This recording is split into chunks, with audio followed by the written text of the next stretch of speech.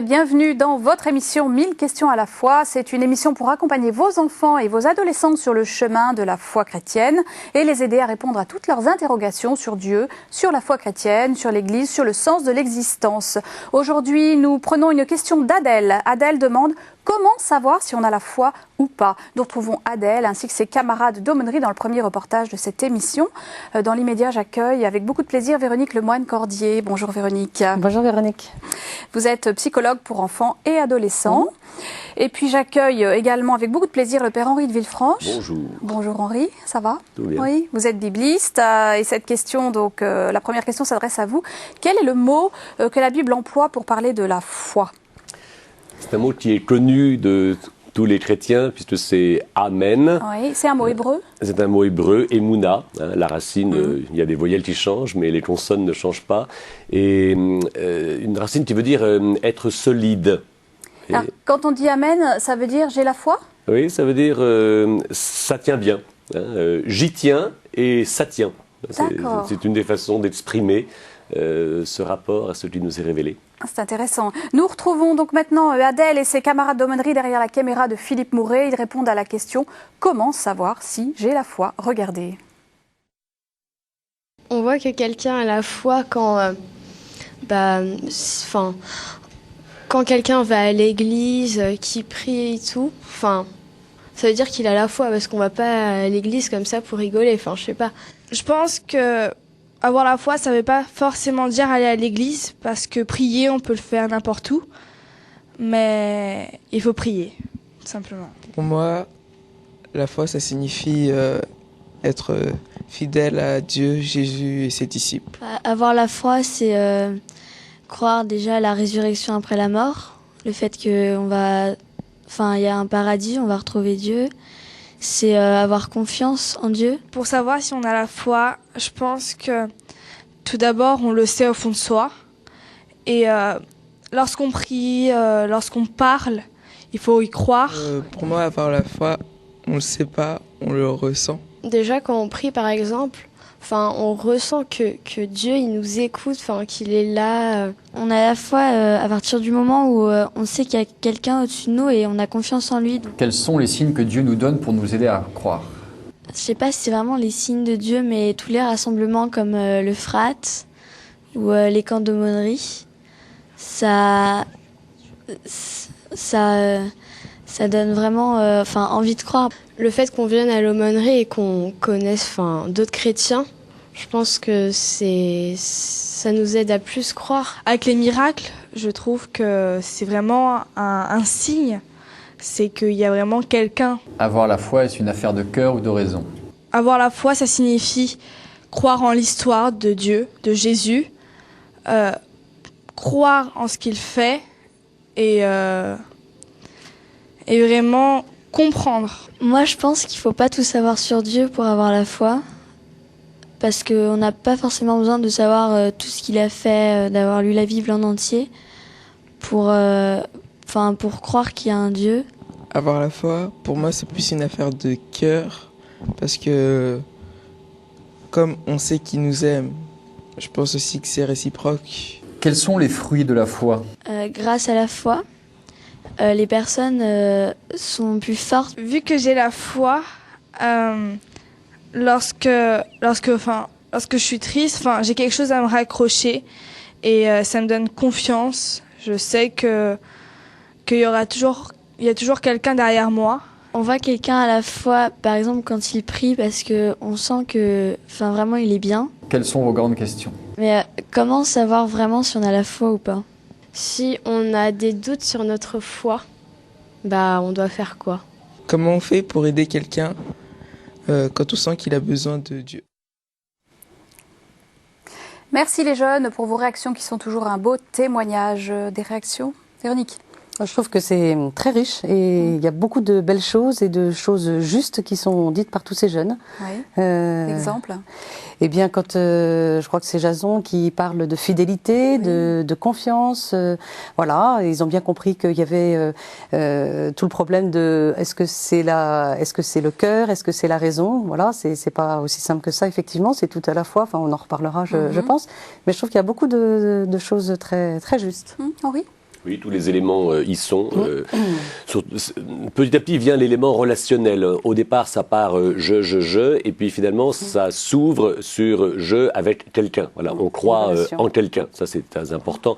L'objet de la foi, vous voyez, par exemple, se développe au fur et à mesure. Et ça, c'est une bonne chose. Mylène disait au début, on ne va pas à l'église comme ça pour rigoler. Il faut avoir la foi. Oui, il se passe quelque chose. Par rapport au ressenti, donc une réaction disait, pour moi avoir la foi, on ne le sait pas, on le ressent. La foi, ça se ressent? Ça peut se ressentir parce que la foi, c'est faire confiance, c'est la confiance. Donc c'est vrai qu'on peut se sentir en confiance vis-à-vis de quelqu'un qu'on a décidé de suivre, mais il y en a beaucoup aussi qui ne ressentent rien et qui pour autant ont quand même choisi de suivre, de suivre ce qui est bon et ce qui est sûr. Je pense à Mère Teresa, il y a de grands saints qui ne sentaient rien, mais qui vivaient, encore une fois, avec leur cœur, l'amour dans la foi, mais qui n'était pas forcément senti. Je pense que c'est pas qu'un sentiment, mais voilà, je pense qu'à certains moments, on peut le ressentir d'une façon toute particulière. Certains jeunes parlaient du frat, des rassemblements. C'est vrai que dans ce genre d'ambiance, dans ce genre de communion, on peut ressentir des choses très fortes. Et ce sont des moments sur lesquels on peut s'appuyer, après, sur lesquels les jeunes peuvent s'appuyer quand justement la foi n'est plus ressentie. Exactement, parce que parfois, effectivement, il y a beaucoup plus de ressenti ou beaucoup plus de connaissances ou en tout cas de relations qui s'expérimentent.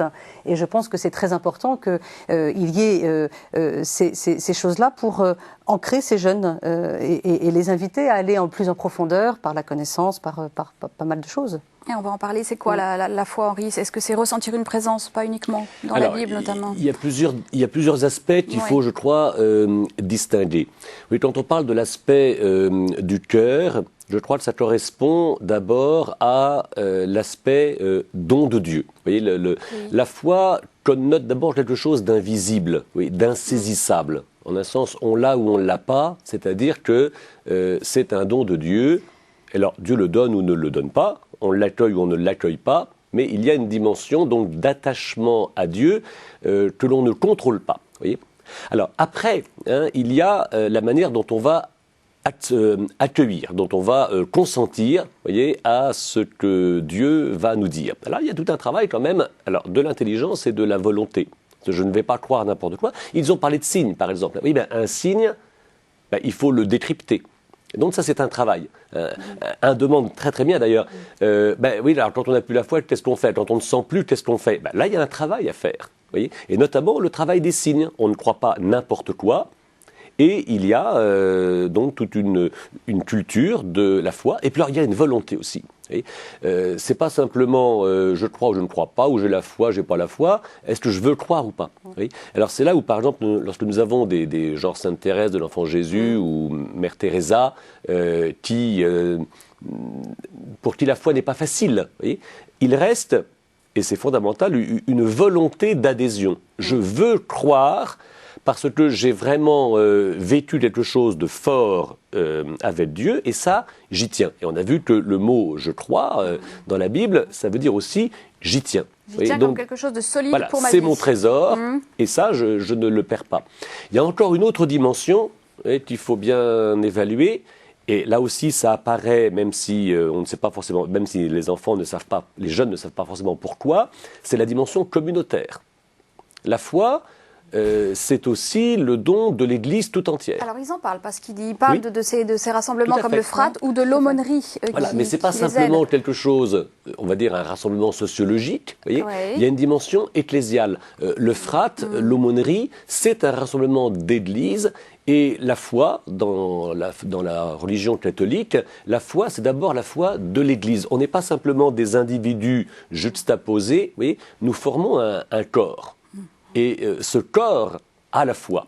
Je crois dans l'Église une sainte, catholique apostolique, l'Église a la foi et elle partage la foi envers ses enfants. Donc il est excellent que l'on reconnaisse que la dimension communautaire dans ces grands rassemblements, ça peut être le rassemblement dominical, mais ça peut être aussi les grands rassemblements des JMJ, le FRAT, l'aumônerie, les camps par exemple, où la dimension communautaire est mise en valeur, elle apporte beaucoup à la foi individuelle. Alors pour les jeunes, c'est difficile de saisir cette dimension communautaire dans le rassemblement de la messe du dimanche. Donc comment on peut les aider à percevoir cette nécessité de la dimension communautaire de la foi ? Il faut que ce soit relié à quelque chose d'autre. Oui. Je veux dire que la messe du dimanche, c'est comment dirais-je, la partie émergée d'un iceberg. Par exemple, quand il s'est passé quelque chose à l'aumônerie en semaine et que le dimanche, on va se retrouver à la messe, on n'est plus étranger, on n'est plus chez quelqu'un d'autre, on est chez nous. Mais être chez soi à la messe et vivre la dimension communautaire, ça se prépare. Oui. C'est pas spontané. Donc, pour se résumer, à quelle dimension de la personne humaine la foi fait appel ? Quelles sont toutes les dimensions auxquelles il faut... Ça fait appel à notre corps, dans la mesure où on a aussi à respecter notre corps par les actes que nous posons. Ouais. Et puis, évidemment, ça fait appel à notre cœur, parce que c'est toute l'ouverture du cœur qui va permettre justement de faire grandir cette foi, cette confiance. Ça demande l'intelligence. Tout à l'heure... Père Henri parlait de la volonté, de cette foi d'adhésion. La volonté, c'est bien dans l'intelligence qu'elle se situe. Voilà, c'est vraiment dans toutes nos dimensions que la foi nous concerne. Et ça de manière simultanée, je veux dire par là, est-ce qu'il faut attendre d'avoir tout compris pour croire, ou est-ce qu'il faut aller se lancer et puis on comprendra en posant un acte de foi ? Alors, il y a l'adhésion d'abord. Oui, il y a d'abord une relation... On ne peut pas adhérer sans comprendre un minimum. Un minimum, mais en même temps, c'est très personnel. Vous voyez, c'est plutôt, c'est de l'ordre aussi de la charité, c'est-à-dire que vous collez à quelqu'un, vous croyez quelqu'un parce qu'il y a une relation forte avec lui, même s'il vous a pas tout dit. Vous voyez. Donc, d'abord, il y a des raisons. Vous voyez, il y a des raisons de croire qui sont d'abord personnelles, qui sont interpersonnelles. Après, il va y avoir, et c'est toute la croissance de la foi, qui depuis qu'on est enfant jusqu'au dernier souffle, fait qu'on va inventorier, on va dire, le trésor de la foi. On va explorer ce trésor. Mais le trésor, il faut d'abord entrer. Au sens connaissance, quand vous dites explorer. Exactement. Ça veut dire connaître Dieu par la catéchèse, la lecture de la Bible, etc. Ce qui est de l'ordre, on va dire, du cœur, et on va dire de l'invisible, parce que c'est un don de Dieu, va devoir s'exprimer. Ouais. Alors, cette expression de la foi, c'est elle qui vient par la catéchèse, la théologie, les grands rassemblements, etc.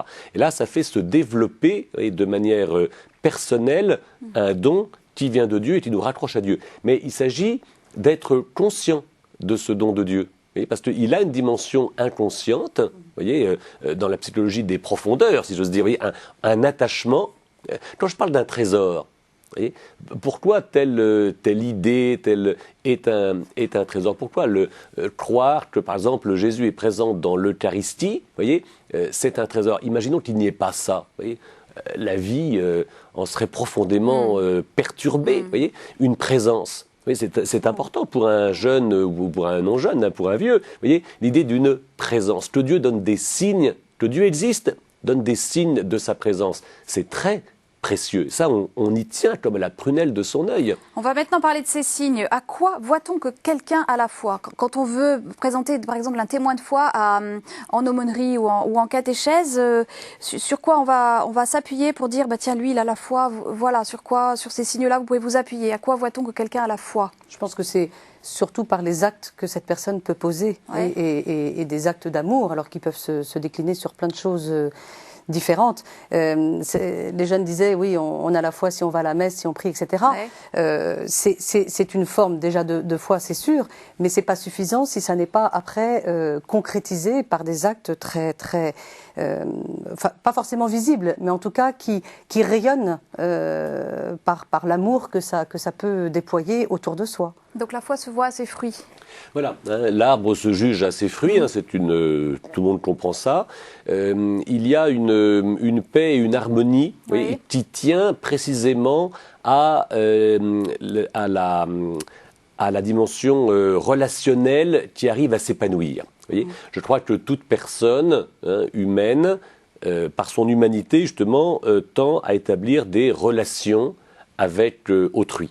Alors ça peut être avec son prochain et ça peut être avec Dieu. Mais la cette foi, qualité-là, oui. Henri, on peut l'avoir aussi parce que humainement, on est très évolué déjà, enfin, d'un point de vue relationnel. Oui, mais c'est pas la foi, ça. Je veux dire, Alors, qu'est-ce qu'il y a de plus? La foi vient apporter justement une perfection dans l'harmonie, parce que il y a une recherche de l'altérité dans son absolu qui est Dieu, et dans notre et dans le fait qu'on partage la nature humaine avec les autres, qui fait que l'on cherche à être ensemble. Vous voyez. Alors, dans la mesure où il y a une correspondance entre ce qui est surnaturel et ce qui est naturel, il y a ici une harmonie, une complétude, voyez, qui aboutit de fait à un rayonnement qui donne envie d'être partagé.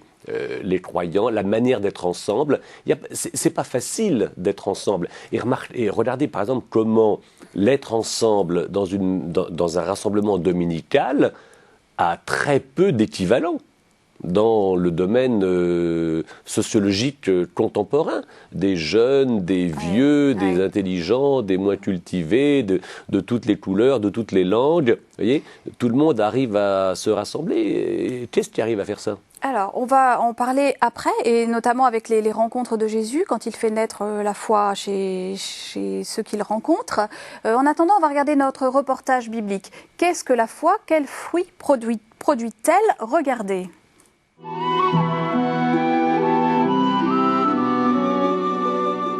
La foi est la confiance fidèle que l'homme place en Dieu. Abraham est appelé le père des croyants, car il est un modèle de foi pour ses descendants de génération en génération. Le livre de la Genèse raconte de quelle manière il engage son existence sur l'appel et sur la promesse de Dieu. Le Seigneur lui dit « Pars de ton pays, laisse ta famille et la maison de ton père. Va dans le pays que je te montrerai. Je ferai de toi une grande nation. Je te bénirai. Je rendrai grand ton nom. Et tu deviendras une bénédiction. » Abraham se met en route. Il ne sait pas où Dieu va le conduire, mais il a soif de vérité. Insatisfait d'adorer les dieux de ses aïeux, ces idoles qui ont une bouche et ne parlent pas, il est prêt pour un nouveau départ avec Dieu. Il quitte ses illusions et ses attaches. Une nuit, le Seigneur s'adresse à lui dans une vision. « Ne crains pas, lui dit-il, je suis un bouclier pour toi. Tu recevras de cette alliance un merveilleux salaire. »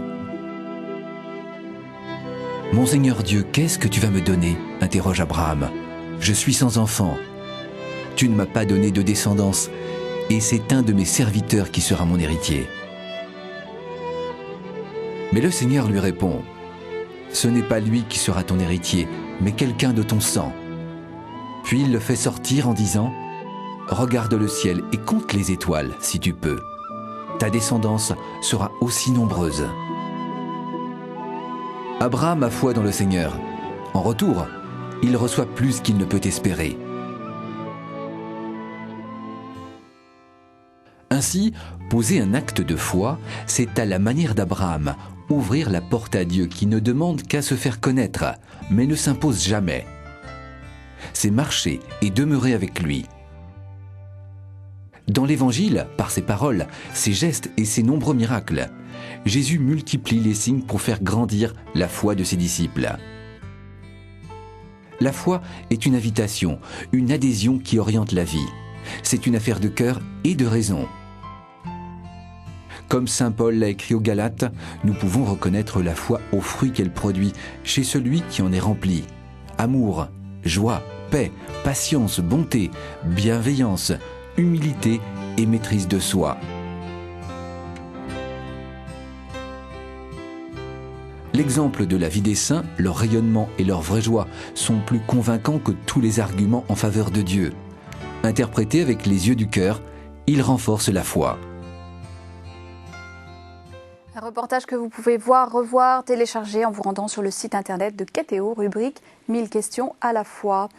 Nous venons voir ce reportage où Jésus, comment justement Jésus procède-t-il avec ceux chez qui il fait naître la foi, quels fruits ça produit et comment ceux qui trouvent la foi à la suite de Jésus manifestent cette foi. Alors, comment ils savent qu'ils ont la foi? Alors, la première idée, précisément, c'est comment être relié avec Dieu. Oui. Oui. Ça, c'est par exemple, la première fois que deux disciples suivent Jésus, les disciples demandent qui es-tu par rapport à Dieu? Et Jésus leur dit, écoutez, on va voir dans les Écritures, justement, dans le témoignage, vous voyez, des pères, des prophètes, on va voir justement comment Dieu a déjà parlé et comment Dieu continue de s'exprimer. Vous voyez, la foi cherche justement la jonction, vous voyez, entre ce qui est purement de l'ordre naturel, ce que nous savons faire, ce que nous mesurons, et ce que nous ne savons pas mesurer, quelque chose de plus grand que nous et qui pourtant vient à nous. Alors ça, c'est une quête fondamentale. Or, Jésus vient justement rassembler, vous voyez, alors en lui, à la fois Dieu et l'homme. Et alors donc ces hommes qui sont donc qui trouvent la foi à la suite de Jésus, comment ils le manifestent cette foi? Ils le manifestent, je dirais, par d'abord une joie personnelle, oui, et le partage. C'est-à-dire que quand ils ont rencontré Jésus, ils vont chercher quelqu'un, le tirent par la manche, viens voir, j'ai trouvé. Donc ça c'est un signe. Ah oui, c'est un signe. Vous voyez, ce qui vient nous combler est tellement grand que ça se partage. Vous voyez, la dimension missionnaire fait partie justement de la foi. C'est là où quelquefois, d'ailleurs, chez les plus jeunes, on voit des choses de purement personnelles. Le premier témoignage disait, évidemment, il suffit de prier tranquillement. Je ne pense pas qu'une véritable relation heureuse ne puisse pas être partagée. Alors Véronique, on va en parler maintenant donc, de la nature de la foi d'un petit enfant, d'un enfant et d'un adolescent. Comment peut-il reconnaître qu'il a la foi et en tout cas la faire évoluer parce qu'il y a des hauts, il y a des bas et puis elle grandit en fonction de la psychologie des enfants. Tout à fait. Alors je pense que la foi d'un tout petit enfant, elle est d'abord une relation de confiance qui est très, très en miroir avec cette relation que l'enfant a avec ses parents. Un enfant, un tout petit, il est vraiment dans cette relation de confiance abandonné entre les mains de ses parents. Et du coup, la foi du petit enfant va être très, très, très en fonction de la foi de ses parents aussi. Par imitation. Par imitation, par entretien de cette foi-là. C'est sûr que si les parents ont une foi qui s'incarne, voilà, c'est un enfant qui va grandir dans cette relation de confiance. Et quand il est enfant, donc plutôt vers 6 jusqu'à 10 ans à peu près, ça va être une relation de confiance, mais qui va s'enrichir d'un savoir à travers le catéchisme auquel il va assister, à travers ses expériences également. Donc une relation de confiance qui s'enrichit d'un savoir et d'une relation qui va de plus en plus s'expérimenter. Et comment il va pouvoir, cet enfant-là, vérifier qu'il a la foi? Parce qu'il peut avoir des doutes aussi. Alors je crois que c'est à travers les différentes questions qu'il va pouvoir poser aux éducateurs, aux parents, etc., qu'il va pouvoir un petit peu plus affiner. Et je pense qu'à l'adolescence, c'est tout un travail justement d'adhésion dont parlait le père tout à l'heure. C'est que là, l'adolescent va devoir véritablement décider d'y adhérer ou pas. Ça va aussi le rendre de plus en plus responsable de pouvoir développer toute cette foi, tout ce savoir. Et puis c'est à nous, éducateurs et parents, d'être très, très à l'écoute et très proches pour justement leur permettre de découvrir de plus en plus qui est Dieu, qui est Jésus, toute l'aide que représente l'Église dans justement la croissance de cette foi. Alors c'est vrai que à l'adolescence surtout, peut-être un peu moins sur l'enfant, mais l'enfant peut avoir parfois effectivement beaucoup de doutes en disant mais je crois ou je crois pas, j'ai pas envie de faire ma première communion parce que je crois en rien. Bon, voilà, mais ça fait partie de la croissance et c'est vrai que c'est important qu'il y ait des espaces possibles pour poser toutes ces questions et qu'on accepte qu'ils puissent douter. Parce que voilà, ça fait partie de la foi. Complètement. Et un adolescent qui a la foi, ça se voit comment? Quand on est adolescent, on est missionnaire, ce qui est un signe important? C'est-à-dire que chez les enfants déjà très jeunes, il y a un véritable goût de Dieu. Vous voyez, un des fruits de la foi, vous voyez, c'est que la relation personnelle et ensemble avec Dieu est une réalité très profonde et auquel, déjà très tôt, un enfant peut tenir. Vous voyez, là encore, ça sera son véritable trésor. Mais, Je pense que l'adolescent, il peut être missionnaire parce que justement, il va fédérer avec lui d'autres jeunes pour aller dans ces rassemblements de frappes de JMJ. Voilà, il est missionnaire dans son groupe d'appartenance avant de pouvoir l'être, je dirais, de façon beaucoup plus ouverte encore. Mais il faut que tout ça se consolide aussi en lui. Je vous remercie, je suis désolée. Dans la prière, il y a le je et le nous, et c'est toute cette articulation qui grandit avec les jeunes. Merci, ce sera le mot de de la fin. Merci beaucoup. Pour aller plus loin, je vous propose une Bible pour les enfants à partir de 8 ans. Elle s'appelle tout simplement la Bible. Elle est éditée aux éditions Bayard Jeunesse. L'écriture du récit biblique a été réalisée avec l'appui d'un bibliste qui s'appelle Marc Sevin. Il y a également de nombreux encarts documentaires. La semaine prochaine, nous répondrons à cette question. Peut-on être chrétien et riche ? Bonne semaine à tous.